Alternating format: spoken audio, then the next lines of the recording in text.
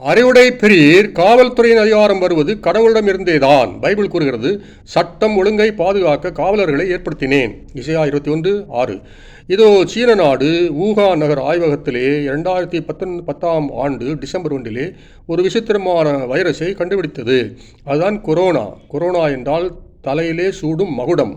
காரணம் லத்தீன் மொழியிலே கொரோனா என்றால் கிரீடம் அல்லது கிரவுன் என்று பொருள். அந்த கிருமி அடையாளம் கண்டுபிடிக்கப்பட்ட பிறகு அநேகர் நிமோனியா காய்ச்சலால் பாதிக்கப்பட்டனர்.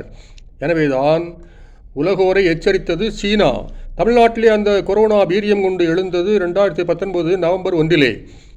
2021 ஸ்டாலினார் ஆட்சிக்கு வந்தார்.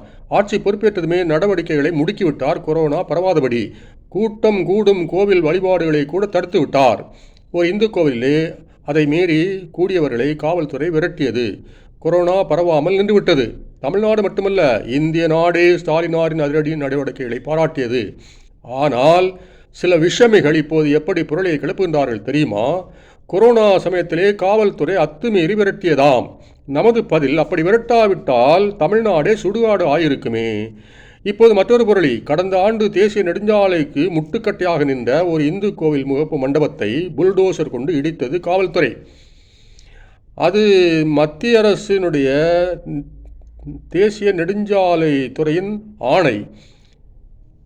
அப்படி இடித்ததால் விளைவு நெடுஞ்சாலை போக்குவரத்து பாதுகாக்கப்பட்டது, மக்களும் மகிழ்ந்தனர். ஆனால் இப்போது திருப்பரங்குன்றம் விஷமத்தனத்தை ஊதி பெருக்குவதற்காக அந்த நெடுஞ்சாலை விவகாரத்தை இப்போது விஷமிகள் ஊதி பெருக்குகின்றனர். எப்படி?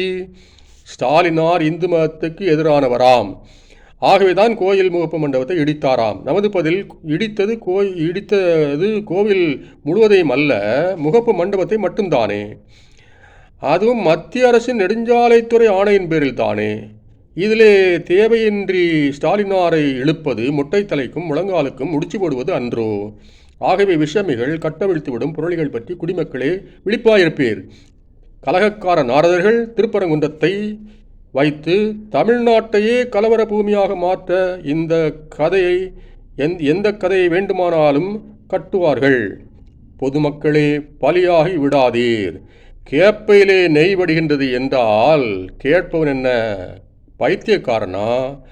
நாமோ மத நல்லிணக்கம் பேணுவோர், எல்லோரும் இன்புற்றிருக்க நினைப்பதே அல்லாமல் வேறொன்றும் அறியேன் பராபரமே.